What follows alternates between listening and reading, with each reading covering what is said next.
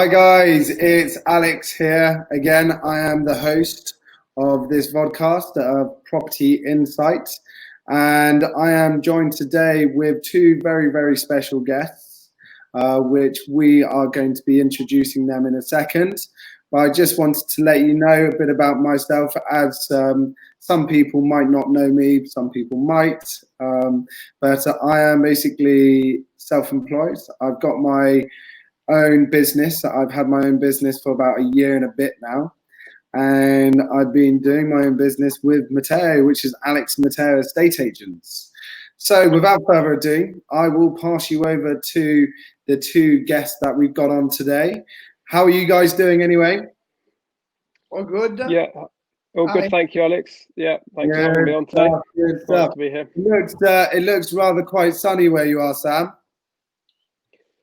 It's quite overcast and it's raining a little bit, but yeah, the sun's out. It's weird. It's a bit of a funny day here, but yeah, it's lucky Good. to be have connection outside, which is good. So yeah, thanks for having me on. No worries at all. No worries at all. So, what I'm going to do is I'm going to pass it over to you guys, so then you can basically understand what the situation is. So with this one, obviously, I'm going to pass it over to Samuel Rhys first, who is the tenant, and he is basically going to be telling us a bit about him and obviously what he does for work.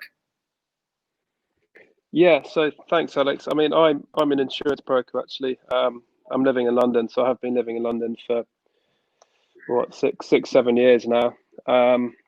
And obviously, I've known Alex for a while, and obviously with Alex setting up a business with Matteo, it was very nice that you guys could help me out with a property. So I guess I have an actual interest in property, being a tenant. So I've got a few questions today. If I guess it'll be interesting for people to listen in and understand a bit more about tenancy and the market. No, I completely agree, Sam, and I think this is one of the reasons why I wanted to bring you on as well, because a lot of people out there have these questions, and with these questions, you've got to understand that a lot of people don't ask the right questions, and if you don't ask the right questions, then you're not going to know about them, right? So it's a bit of a catch. Yeah. So obviously with this one, I'm going to pass it over to Matteo now. Matteo, give me a bit of information about yourself, and then we can obviously start with the podcast. Yeah, sure. My name is Matteo. I've been working in properties for roughly 15 years. The first 5 years in Italy. I studied building engineering, so I worked a while in the engineering part of buildings, and then I started to work as an estate agent in Italy. I really liked my job. I moved to London almost 10 years ago. I worked for different firms, a lot of independent and also corporates. Yeah. And I opened with Alex our own company last year, Alex and Matteo Estate Agents. And today we are here to help Sam and all the other people that have questions from home, really, all the tenants. Yeah, exactly. And I think that's a crucial element that a lot of people need to understand is obviously when you go into London and when you go into trying to find a property in London for rentals, it's not easy. It's not easy to find, firstly, the right one, and secondly, to get a bloody good deal, because if you can't get a good deal on the right property, then you're paying way too much for something that you don't even want to live in the first place. So no, I completely agree with that, Matteo, and I think hopefully we can help people out today and get things sorted ready. So obviously, without further ado with this one, Sam, obviously I know you had a couple of questions that you wanted to throw away to us. Now with this one, if we don't know it, guys, then we will get back to you on it, but hopefully we'll be able to answer most of the questions, and we can go from there. But if you wanna sort of let us know of some of the questions that you wanted to sort of no, I mean, as I say, I had a few questions for you guys, so obviously appreciate that I'm one that has questions, and various others that might be watching. So I guess firstly, when one goes for viewing, what should I be asking the agent? I mean, what are the key questions that a tenant would be asking you guys as a specialist? You know what? That's a brilliant question, and I'm going to pass it over to Matteo on this one. Yeah, sorry. Can you repeat? There is a backlog. I couldn't hear. Let me ask you again, Matteo. Can you hear me now? Yeah, I can hear you. Sorry. Yeah. Okay. So when a customer or tenant goes for viewing, what's the sort of questions that I, for example, should be asking an estate agent or whoever it may be? Yeah. Basically, what's the key questions? Yeah, I think it's a very good question, because sometimes I remember when I was a tenant myself, after the viewing, I said, "Oh, I should have asked that." I remember when I was younger, I used to do that, and then I used to call my father and say, "Did you ask if there is double glaze?" Oh, no, I forgot. So definitely, there are a lot of questions that you need to ask the estate agents. First of all, the most common question is to make sure that they are qualified estate agents, that they are not going to charge you fees, ask you for fees that are not allowed to ask for. And about the property, I would ask how energy efficient is the property, because sometimes you can have big surprise if you buy a property that has, for instance, a very bad EPC rate, or it has single glazed, or it is a basement flat. You will spend a lot of money in terms of bills. So I've always asked for an EPC that is an energy. Yeah, sorry, Matteo, to just sort of butt in on this one. So just to clarify for everybody out there, just to put it in layman's terms, EPC is Energy Performance Certificate. So with the Energy Performance Certificate, basically what it is it's probably around about a 3-4 page document that you can actually find online through the postcode. So what you would do is you would go online, you would type in EPC register, and then with the EPC register, you would then type in the postcodes, and with the postcode, then you'd be able to find the right address for the property, and then you'd be able to see from either A to G or A to E whether or not that property is in the certain regulations for energy efficiency. With the energy efficiency, I would say that you need to be looking at probably around about a B to a C. Anything below an E, and we actually covered this in the last session as well, anything below an E needs to basically be brought up to either a C or an E above an E. So that is very, very crucial for a lot of landlords out there, but more for tenants as well. Just keep an eye out on that one.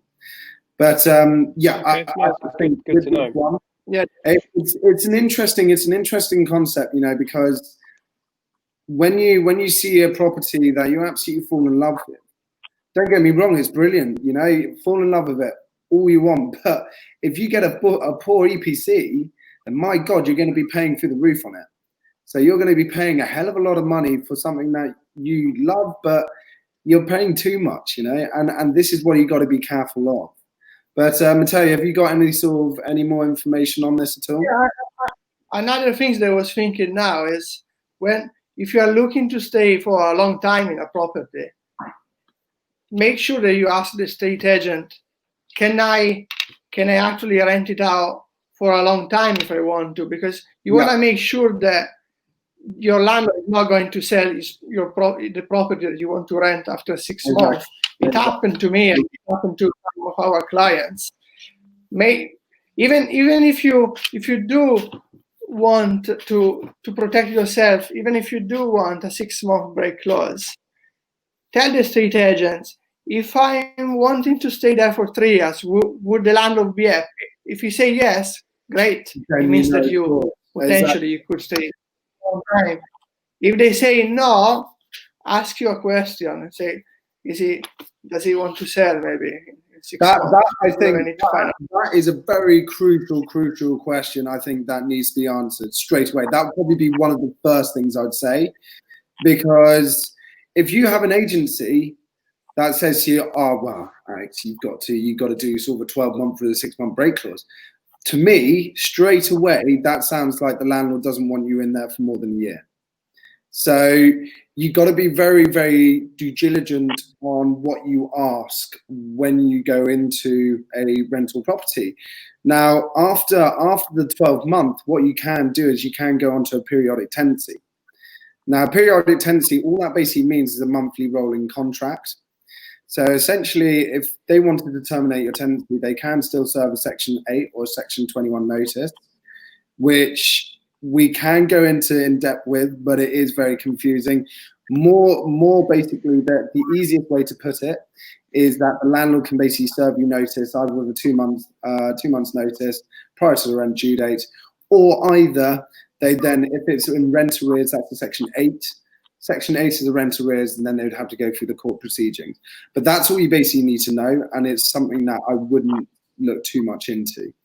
Yeah, obviously, other questions that I would say you need to be looking into when you move into a property or when you're doing the viewing is also next door neighbours.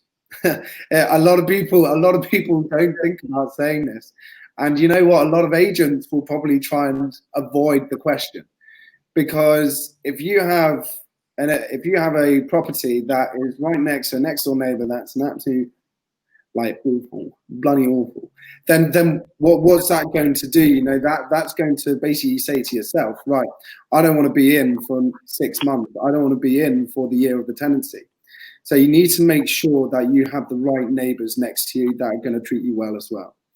But yeah, Matteo, do you have anything to sort of add on to this as well? Yeah, I think it's a good point. Other things to ask? Yeah, I mean, mostly that. Then about the furniture, clarify in writing what is staying and what is not staying, to make sure. Yeah, I think that I will say to tenants and as well to landlords to put everything black and white in an email to avoid any misunderstanding between each other. So if you do ask an estate agent, will this stay, and the estate agent say yes, don't take his word for it.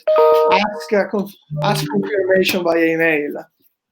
That is important. Keep everything in writing. No, I completely agree with that, and I think that's a very, very good one to add on as well.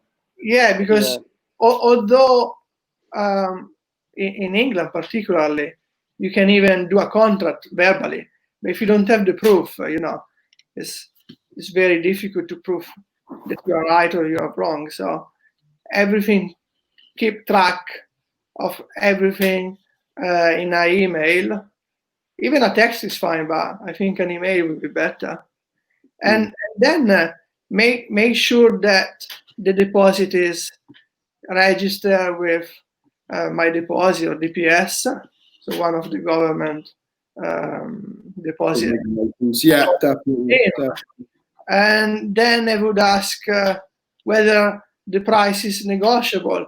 How long has been the property on the market? So, to see whether what is the situation with the property, whether you can get potentially a discount. Yeah, mostly these are the question that I would ask an estate agent during the viewing, and I wouldn't be worried to ask a discount, because if you don't ask, definitely you won't get it. Exactly. No, I completely agree. Ask, maybe you get something. Who knows? Yeah.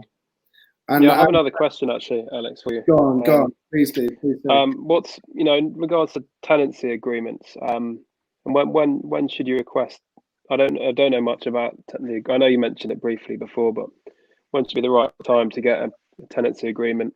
And should it be at the start, right at the start, before you move in, and a couple of weeks in? How does it work, really? So sort of adding on to that, obviously I'll pass it over to Matteo in a second. But yeah, so with this one, what you can actually ask for is a draft. If it's going to be an AST, so normally an AST basically means that it's maximum 3 years. So with this one, normally it's 3 years with a break clause, so over 2 years 1 year break or 1 year with 6 month break. That's when you know, in layman's terms, once again, if it's going to be an AST tenancy. Now, there's an AST tenancy that you can basically get a draft contract on, and you can actually specify that you want that draft contract.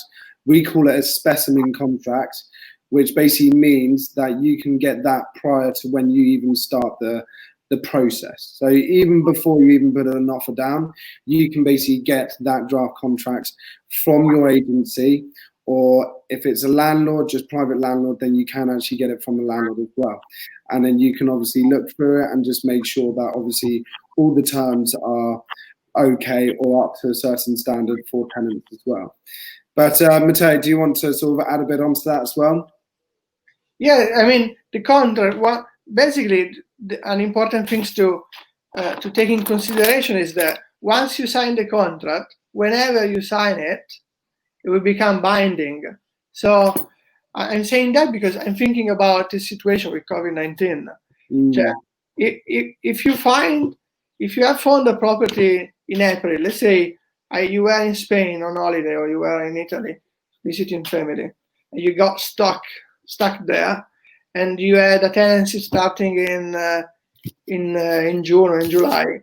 Yeah. If it's March now and you sign the contract, and then for any reason you are not able to fly to England, whatever it happens, you will need to pay the rent because you signed the contract, and the contract, once it's signed, is binding. So many tenants want to sign it as soon as possible, which is understandable. When is the good time to sign? If the landlord is happy for you to sign as soon as possible, I would do it.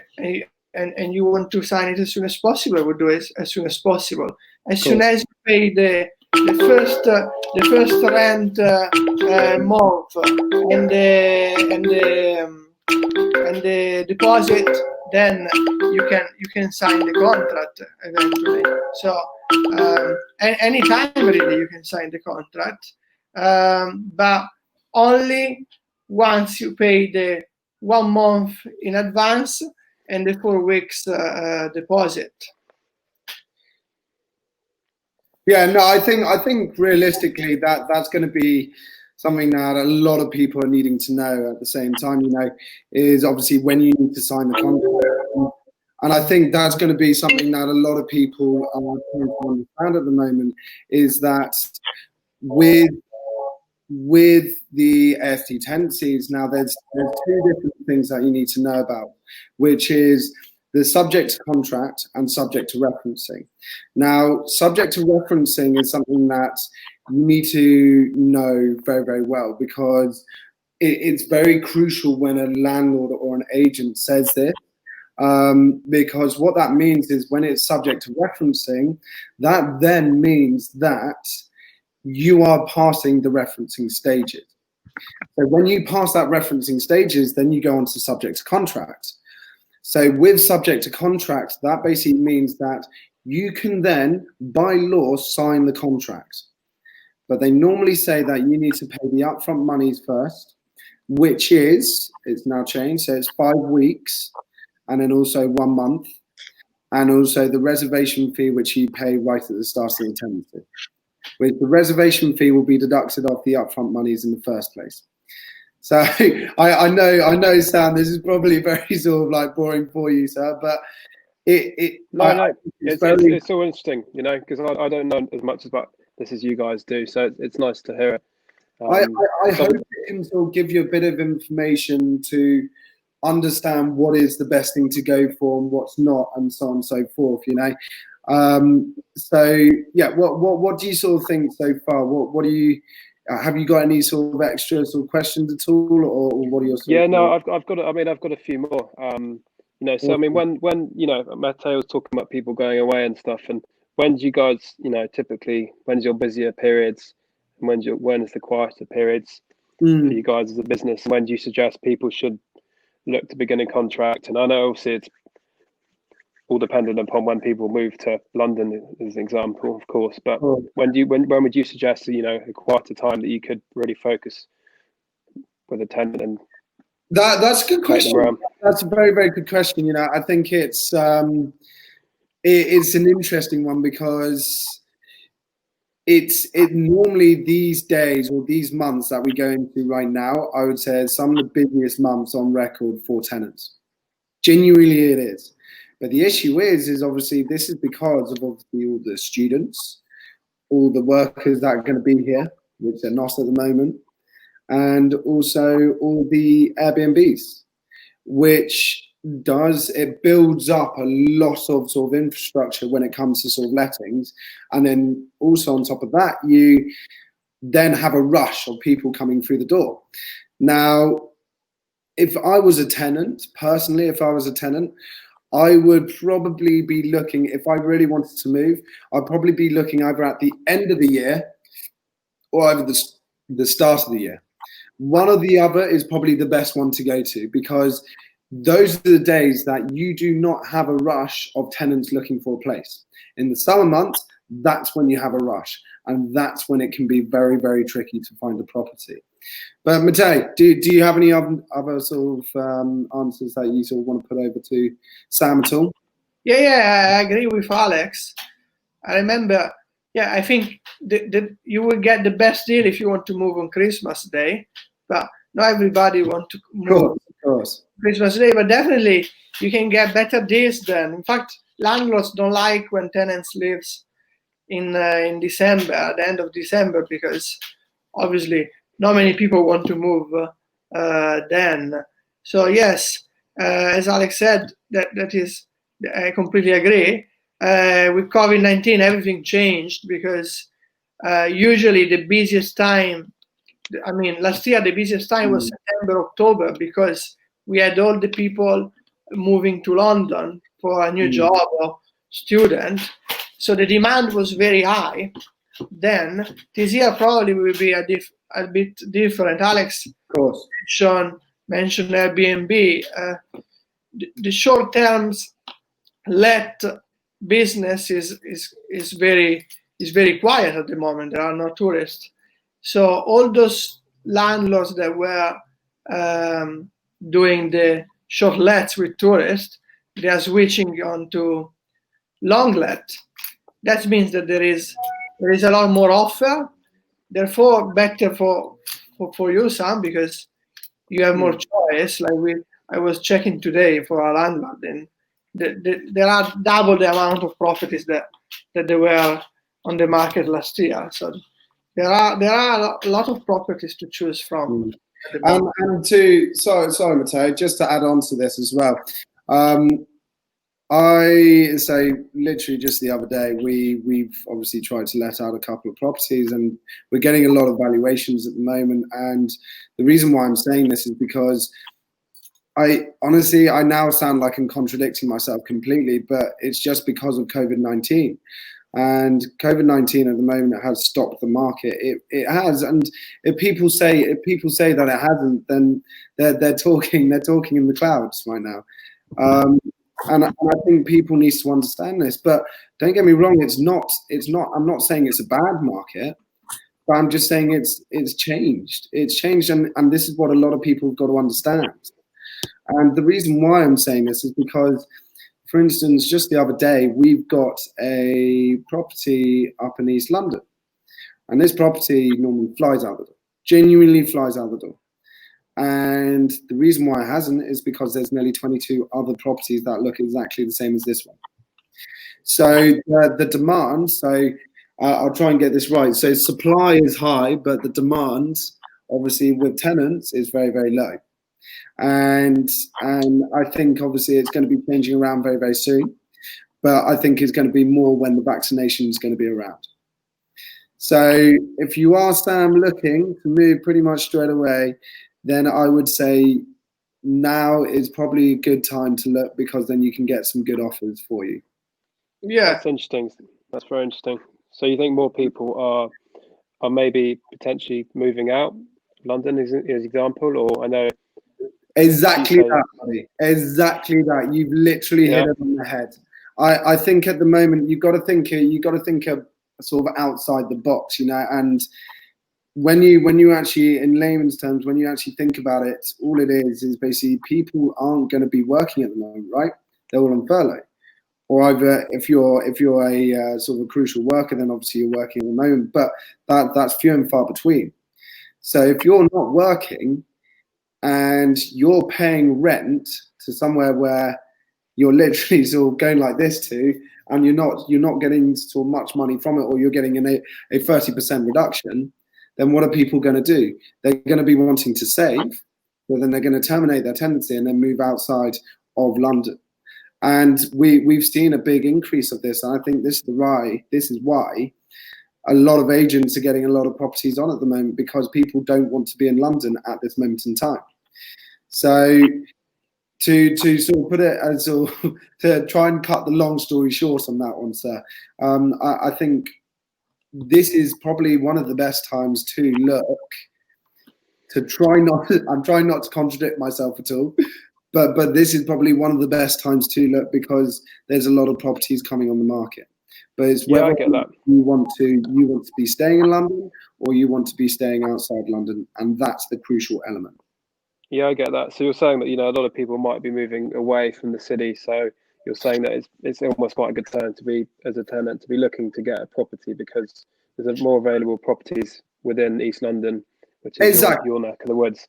Which means that prices will reduce because there's capacity there for people to move in. So, which is interesting actually. So so you're saying basically for tenants at the moment, like myself, it's a good time to be looking and speaking with you guys to potentially get an offer on something. Exactly. You've literally just hit it on the head, just then.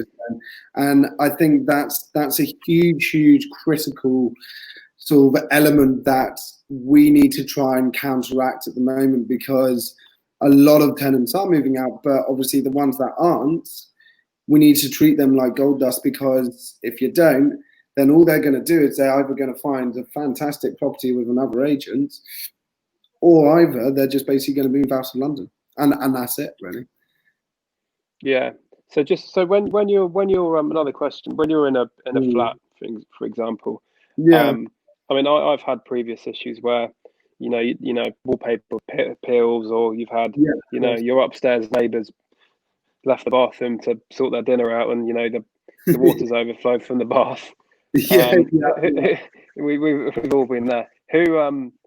Who's right and wrong, and who should be paying for that? And it depends on who's at fault, I guess. If it's your upstairs neighbour, it's So the question to you is, where does it lie? And so who pays the maintenance fees, etc., and when there's an issue with the property? Yeah, no worries. So Matteo, I'll pass you over on this one. Yeah, as you said, it depends who the fault is. I mean, if you have I'll give you an example. When I used to rent, the washing machine stopped working. Then the landlord sent an engineer, and they find out there was a coin. I left a coin in my trousers, and the coin did something. I don't know what happened, but it broke. The washing machine broke because of my coin. So in that case, I had to pay for it. But if the washing machine stopped working, I mean, it could be normal. It could be an old washing machine. So the landlord need to change it. In fact, in this regard, I want to say that there are a lot of tenants of property that we manage that they are worried to say things like, there is a leak coming from upstairs. They're worried to tell us, because they're worried that we will say, it's your fault. But it's not, because we are there to help. If there is a leak, it's better to know it now than in 3 months when the floor comes down. No, but I completely agree, and I think this is what happens with a lot of tenancies out there, is that you find out all these maintenance issues right at the end of the tenancy. Don't if it doesn't work, then don't stop from getting in contact with your agency, or either in contact with your landlord directly. If you want to be finding out whether or not you need to fix it or not, then that you need to question yourself, because if you broke it yourself, then you're going to have to, like, full stop, that's going to have to happen. But if you didn't break it and it's just broken on its own, or either there's been an issue and it's something leaking or something like that, get in touch with your agency or get in touch with your landlord straight away, because they will need to fix it. Yeah. And it would be, I know this for a fact because it's happened so many times, they will be so much more happier to hear your voice saying, Joe Blogs, we've had a leak and it's really, really bad. The boiler's leaking and it's really, really bad. Please fix it. Because if you go to the end of the tenancy and the boiler's leaking, then what's that going to do? First of all, that's going to say to the landlord, right, well, you didn't tell me. And second of all, it could have caused damage to the property, and you do not want that. But yeah, no, that was a really, really good question, Sam. Really, really good question. Have you got any more, buddy, at all?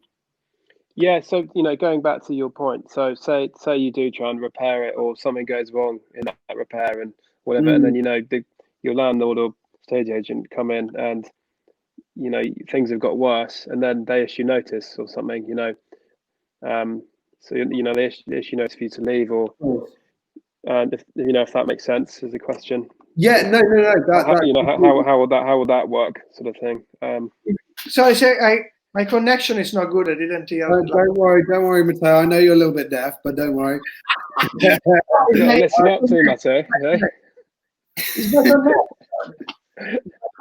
No, what I was asking about is your landlord serving notice on you for, I don't know, it might be noise complaints, it might be you're trying to make some repairs, trying to help out with something that you thought you could do, such as fixing the wall, that actually turns out to be worse, and then they try and kick you out of the property. I know, it's a very good question. That's actually a really, really good question. And Matteo, your turn. Basically, it is illegal to serve notice to tenants that are demanding. So if some tenants, like me when I was younger, I said, oh, I'm worried to ask too many things because then he will get rid of me, the landlord. But that is not the case, because the landlord, with the new regulations, they won't be able to issue a notice, and you can persecute them, and they will get a fine, and the landlords know that. So it's not something that will happen. It used to happen, but they changed the rules, so it's not going to happen anymore. And if it happened, just tell your landlord, look, I know the law, so I can challenge you. And also, just to add on to that, sorry to sort of interrupt. If let's say the landlord, for another reason, let's say he needed to sell his property or something like that, and he genuinely needed to terminate your tenancy, they cannot terminate your tenancy unless they've done the maintenance to the property. So let's say, for instance, hypothetically, you had a broken tap or broken shower head, or something, maybe the hot water wasn't working and you needed the hot water to get back. They cannot serve that notice unless they've resolved that for you, no matter what. So that basically means that if there was any issues with the property, then they would have to get their property maintenance. Either if it was an agent, then they would have to get the property manager, or if it was the landlord, then obviously the landlord would have to get the contractors out there. Now, either one or the other, they cannot even write a notice. They can't even say anything to you until that's all sorted. So just to obviously sort of let you know on that one. Okay. No, thanks. That was useful, actually. Because I guess as a tenant, you're kind of always conscious about, I don't know, spilling some wine on the carpet. And in my case, white wine. Yeah,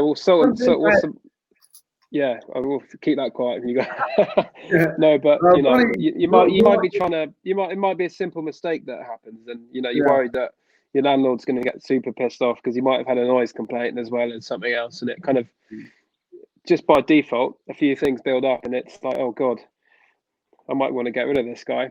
And then you're like, what's? But no, it was useful to understand.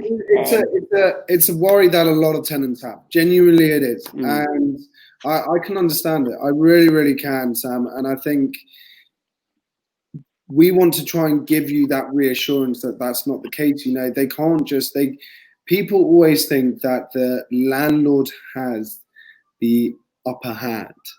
It isn't the case, and this is it. I think, obviously, don't get me wrong. You can't take you can't be like, right, I'm going to wreck the property, But at the same time, if you look after the property and then the landlord looks after you, then you're absolutely sort of happy days. But if there is issues and they need to get resolved, then the landlord needs to sort out, no matter what. Yeah. Okay.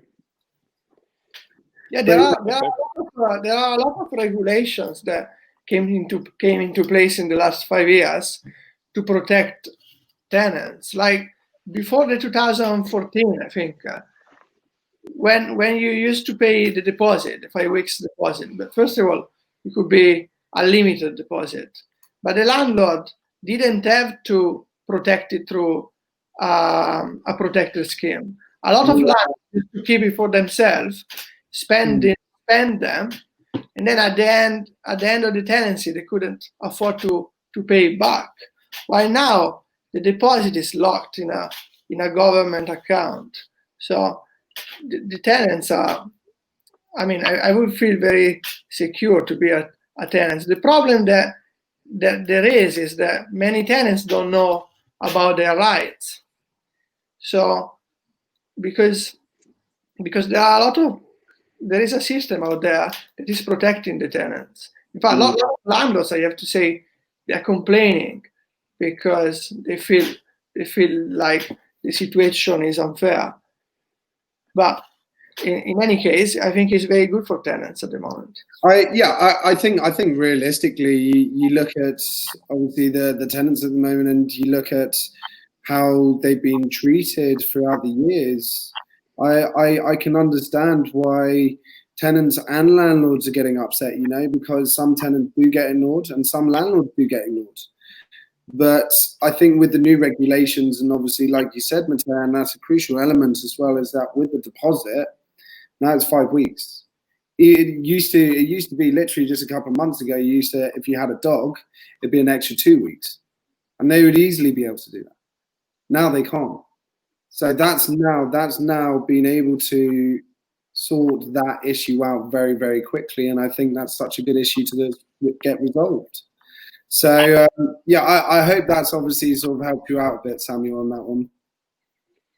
Yeah, no, definitely. I mean, there's a few grey areas that I didn't know about, so it's always nice to speak to some friends of the house to understand good a bit about. Do you have any other questions at all, buddy?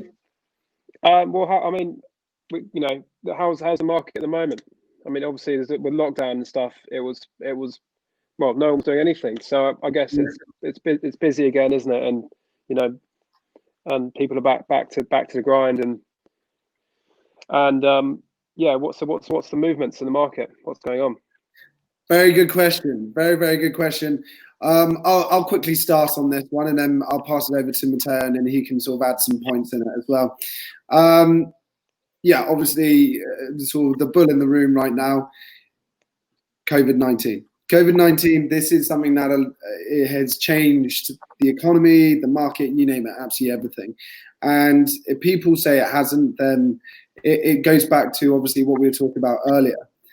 It really, really has, and this is a big, big issue. This is a big factor. I don't think it's changed it dramatically just yet. I don't know what's going to happen in the future, and I can't predict that, But at this moment in time, I would say that it has slowed down the market, and a lot more people are putting in big, big offers. So e.g. negotiating the price a lot lower. Now, that doesn't mean that they don't like the property. That just means that they know that, some people might know that the market is fluctuating quite a lot. But to cut a long story short on this one, I would say that the market, yeah, it's not as strong as it should be right now. But I think so maybe a month or two down the line, I think it could be getting a bit better when it opens up a bit more. Okay, good to know. Matteo.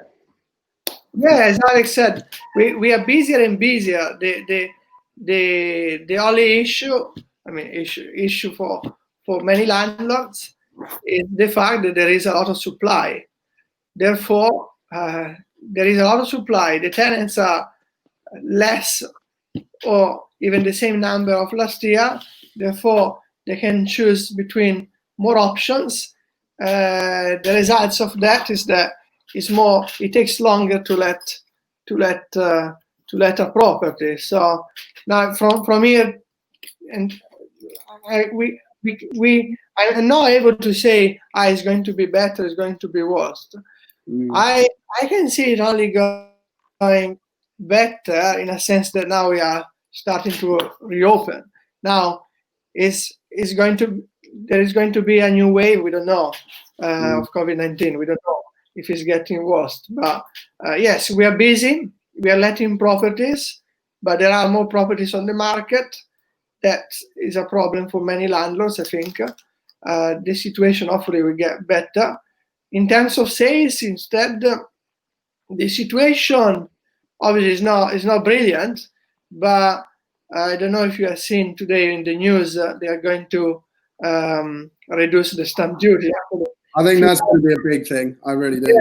If you buy a property up to 500K, you will not pay stamp duty up to March 2021. So it's an action that the government took into place actually from today. So from the 8th of July up to March 21, you will not pay stamp duty if you buy a property. So this is something that the government is doing to help first-time buyer, and not only the first-time buyer, and any buyer out there that is looking to buy a property. Of course. No, I think, like Matteo said, yeah, that's something that a lot of people are looking into nowadays. And yeah, I think it's a big sort of question that a lot of people have. But yeah, I hope, Sam, that we've been of some help today. And I hope I've really sort of clarified, well, we've both clarified the main key features that a lot of tenants do worry about. And you really did have some very good questions today. And thank you very much for obviously sort of sending them over to us and being on today as well. It really does mean a lot. It really does. And yeah, thank you very much, everybody. And obviously, listen to us next. We've got another great guest. So yeah, we've got obviously a lot of information that we want to try and put out to people out there and be as honest as possible. If you do have any questions or if you do have anything at all, then please do comment down below, and then we will be able to get back to you on this one. I am more than happy to help. Matteo's more than happy to help, and hopefully we've helped out Sam today as well. But look, thank you very much, guys, and we will see you very soon.